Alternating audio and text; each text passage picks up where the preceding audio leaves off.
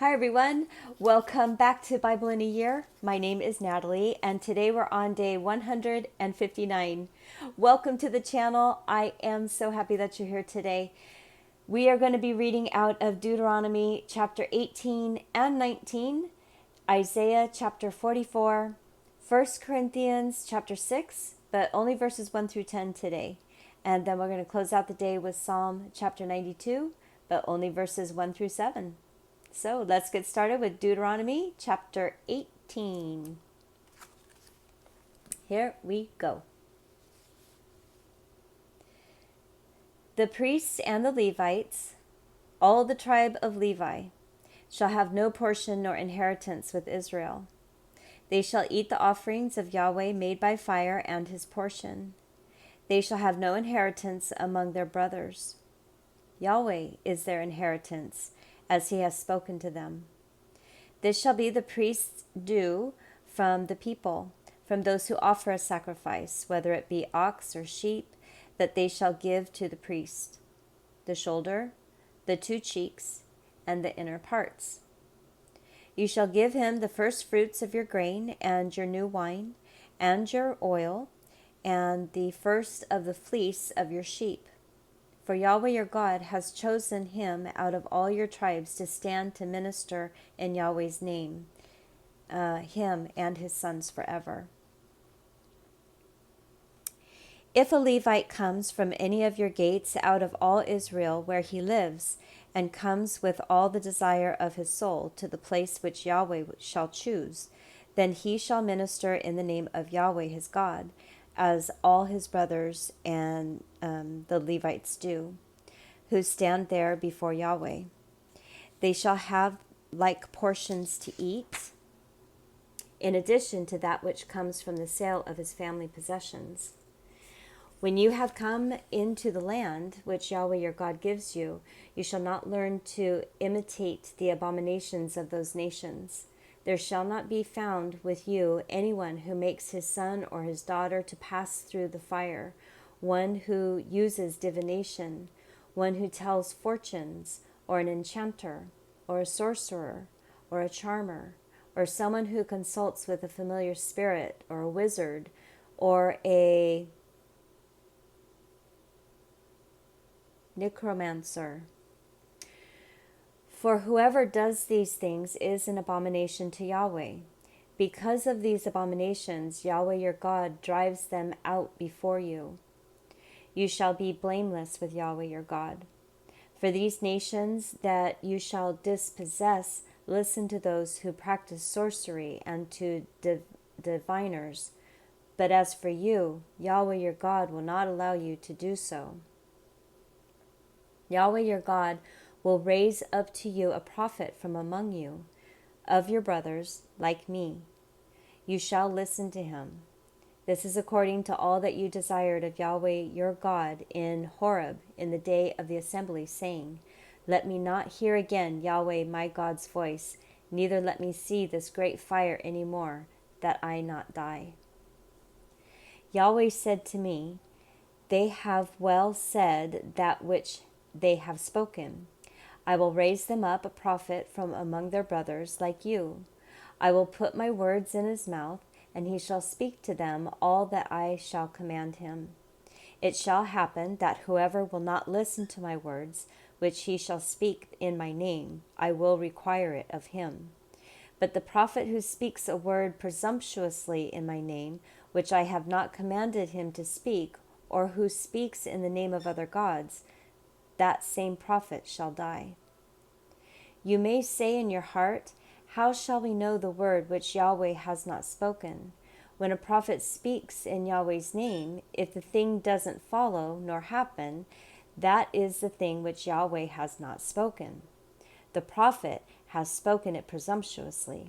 You shall not be afraid of him. Chapter 19. When Yahweh your God cuts off the nations whose land Yahweh your God gives you, and you succeed them and dwell in their cities and in their houses, you shall set apart 3 cities for yourselves in the middle of your land, which Yahweh your God gives you to possess. You shall prepare the way and divide the borders of your land, which Yahweh your God causes you to inherit, into 3 parts, that every manslayer may flee there. There is the case of the manslayer who shall flee there and live. Whoever kills his neighbor unintentionally and didn't hate him in time past, as when a man goes into the forest with his neighbor to chop wood, and his hand swings the axe to cut down the tree, and the head slips from the handle and hits his neighbor so that he dies. He shall flee to one of these cities and live. Otherwise, the avenger of blood might pursue the manslayer while hot anger is in his heart and overtake him, because the way is long, and strike him mortally, even though he was not worthy of death, because he didn't hate him in the time past. Therefore, I command you to set apart 3 cities for yourselves. If Yahweh your God enlarges your border, as he has sworn to your fathers, and gives you all the land which he promised to give to your fathers, and if you keep all of his commandments to do it, which I command you today, to love Yahweh your God, and to walk ever in his ways, then you shall add 3 cities more for yourselves. In addition to these three, maybe I should read that again. Verse 9. And if you keep all this commandment to do it, which I command you today, to love Yahweh your God, and to walk ever in his ways, then you shall add 3 cities more for yourselves, in addition to these 3. This is so that innocent blood will not be shed in the middle of your land, which Yahweh your God gives you for an inheritance, leaving blood guilt on you. But if any man hates his neighbor, lies in wait for him, rises up against him, strikes him mortally so that he dies, and he flees into one of these cities, then the elders of the city shall send and bring him there, and deliver him into the hand of the avenger of blood, that he may die. Your eye shall not pity him, but you shall purge the innocent blood from Israel, that it may go well with you. You shall not remove your neighbor's landmark, which they of old time have set in your inheritance, which you shall inherit, in the land that Yahweh your God gives you to possess. 1 witness shall not rise up against a man for any iniquity, or for any sin that he sins. At the mouth of 2 witnesses, or at the mouth of 3 witnesses, shall a matter be established. If an unrighteous witness rises up against any man to testify against him of wrongdoing, then both the men, between whom the controversy is, shall stand before Yahweh, before the priests and the judges who shall be in those days. And the judge shall make diligent inquisition. And behold, if the witness is a false witness, and has testified falsely against his brother, then you shall do to him as he had thought to do to his brother. So you shall remove the evil from among you. Those who remain shall hear and fear, and will never again commit any such evil among you. Your eyes shall not pity. Life for life, eye for eye, tooth for tooth, hand for hand, and foot for foot.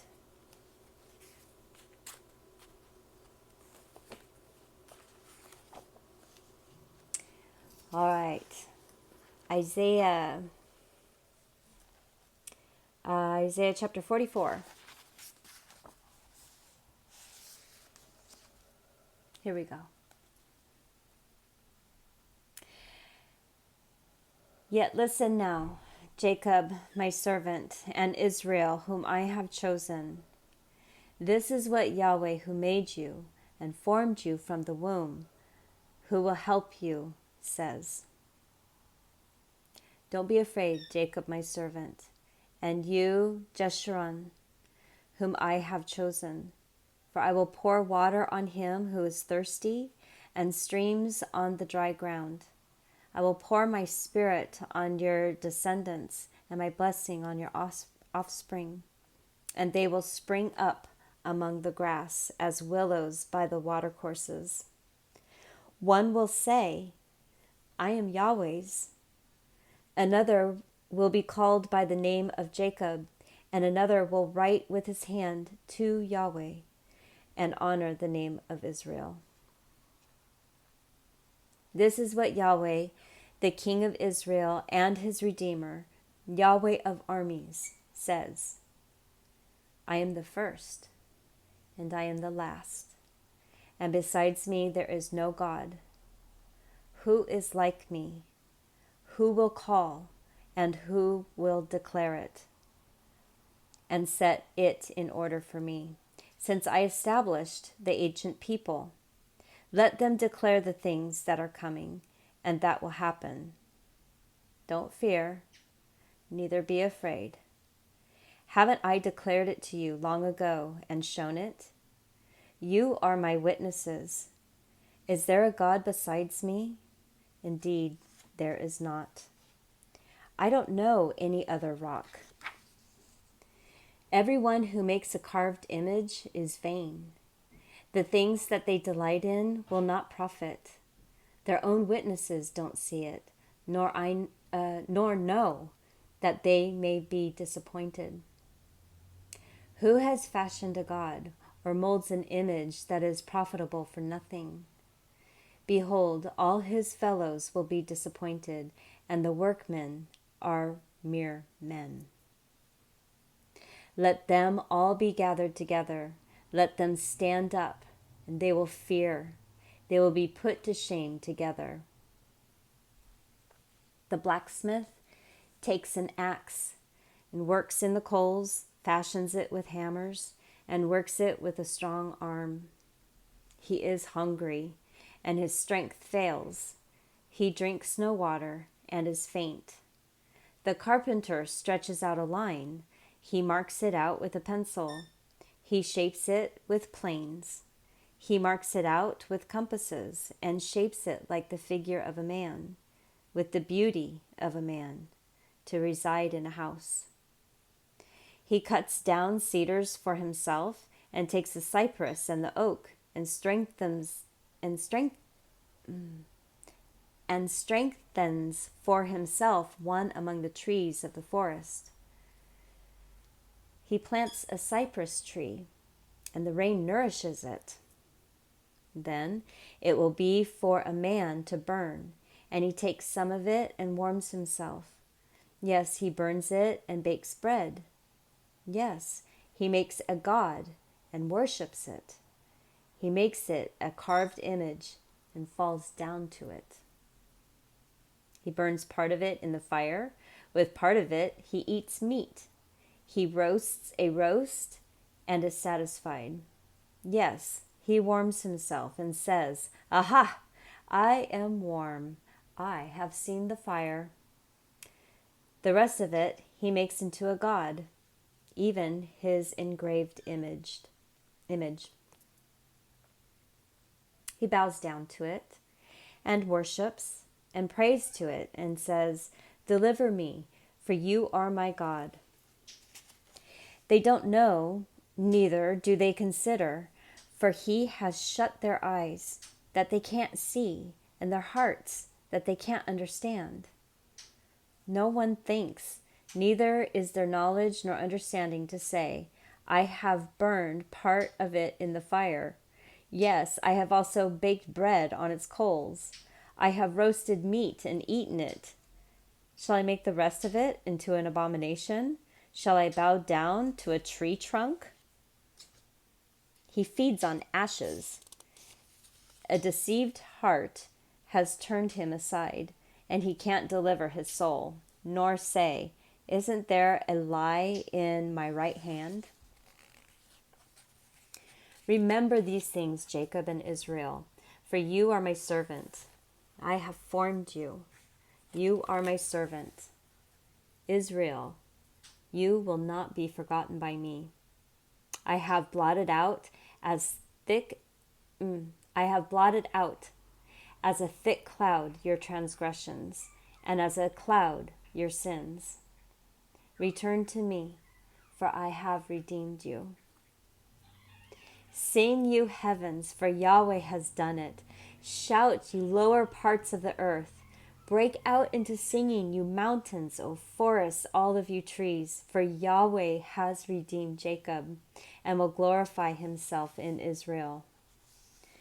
Yahweh, your Redeemer, and he who formed you from the womb says, I am Yahweh, who makes all things, who alone stretches out the heavens, who spreads out the earth by myself, who frustrates the signs of the liars and makes diviners mad, who turns wise men backward and makes their knowledge foolish, who confirms the word of his servant and performs the counsel of his messengers, who says of Jerusalem, she will be inhabited, and of the cities of Judah, they will be built, and I will raise up its waste places, who says to the deep, be dry, and I will dry up your rivers, who says of Cyrus, he is my shepherd, and shall perform all my pleasure, even saying of Jerusalem, she will be built, and of the temple, your foundation will be laid.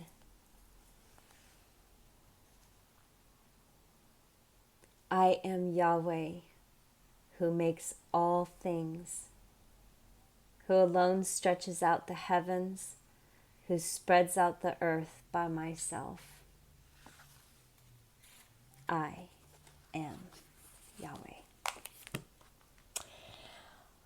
All right, 1Corinthians chapter 6, 1 through 10. I am very curious why they cut this short. We're going to find out. Here we go.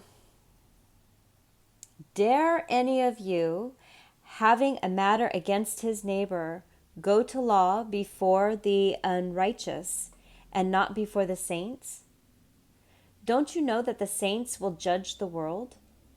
And if the world is judged by you, are you unworthy to judge the smallest matters? Don't you know that we will be judged? Don't you know that we will judge angels? How much more things that pertain to this life? If then you have to judge things pertaining to this life, do you set them to judge who are of no account in the assembly? I say this to move you to shame. Isn't there even one wise man among you who would be able to decide between his brothers? But brother goes to law with brother, and that before unbelievers. Therefore, it is already altogether a defect in you that you have lawsuits one with another. Why not rather be wronged? Why not rather be defrauded? No, but you yourselves do wrong and defraud, and that against your brothers. Or don't you know that the unrighteous will not inherit the kingdom? Don't be deceived. Neither the sexually immoral, nor idolaters, nor adulterers, nor male prostitutes, nor homosexuals, nor thieves, nor covetous, nor drunkards, nor slanderers, nor extortionists will inherit God's kingdom.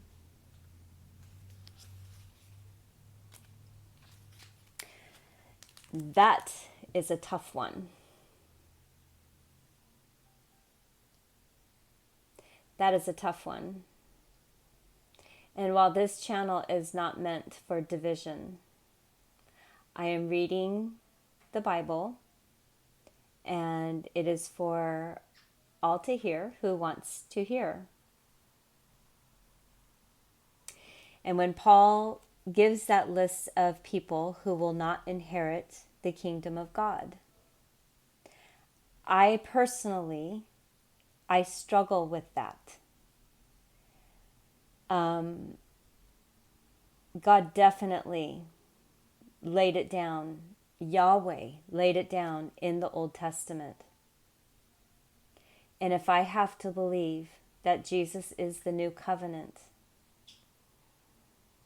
and that he is love, It is not for me to judge people who are behaving this way and whether or not they will get into God's kingdom.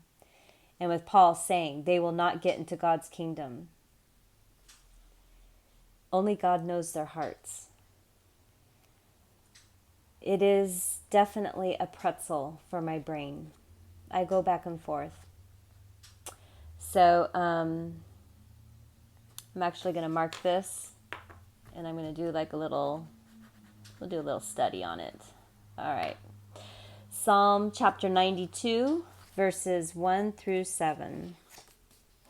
I just also know that, every sin is equal in God's eyes. So I could, let me think.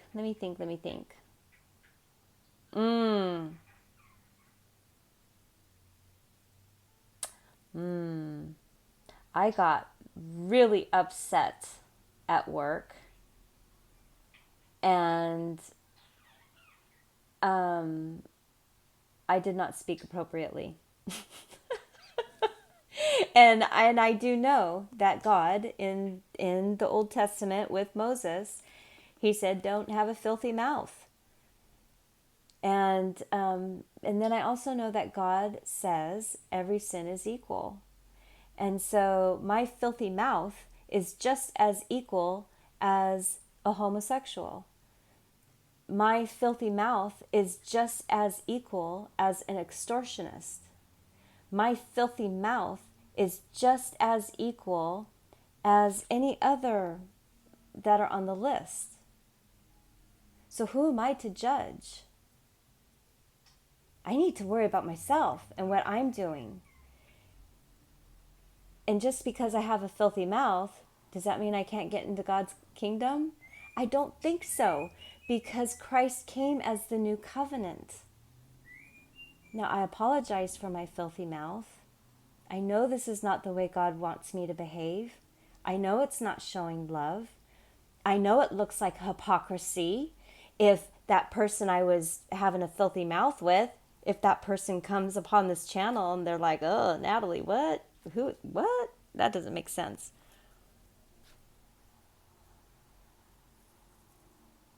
Anyway, I was rambling. I apologize. I'll let you all alone to think about it also. Psalm chapter 92, verses 1 through 7.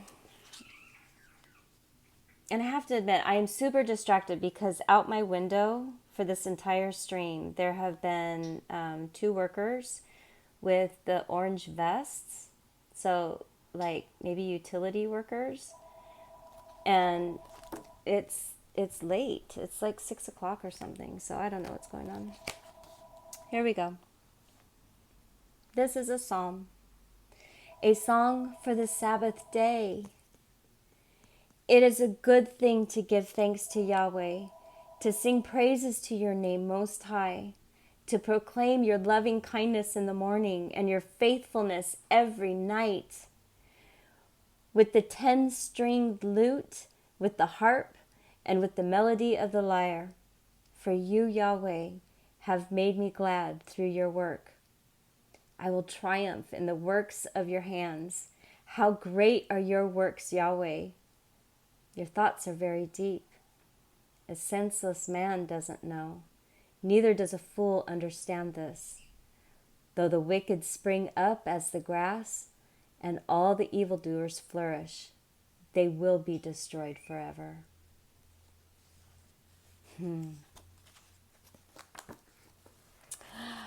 Well, you guys, this has kind of been a bumpy week, I think. Fred has been very unsettled. I really apologize for him and all the distractions. And there's been some rough roads with 1Corinthians, but they are things to think about. This is where it's important that we have read the Old Testament, and how Exodus and Numbers and Deuteronomy, they just keep kind of repeating the same thing over and over, just pounding it in our heads.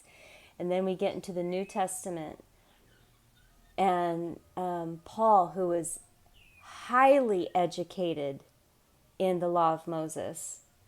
He was highly educated. And before he met Christ, he actually persecuted the Christians. He would kill them to make sure the law of Moses would stand. So sometimes when he comes to the churches with some of the things that he says, they are so harsh and they are still so grounded in Old Testament law. This is me personally. I have not been taught this. This is just me personally.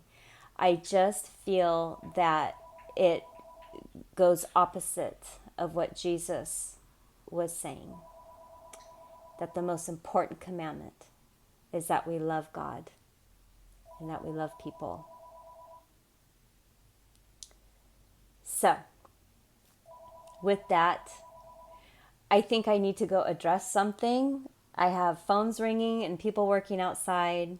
I am so glad that you are here with me. I wish I could stay longer. I really don't want to go. Please come on back for tomorrow, which will be day 160, and I will see you then. Have a great day, everybody. Bye.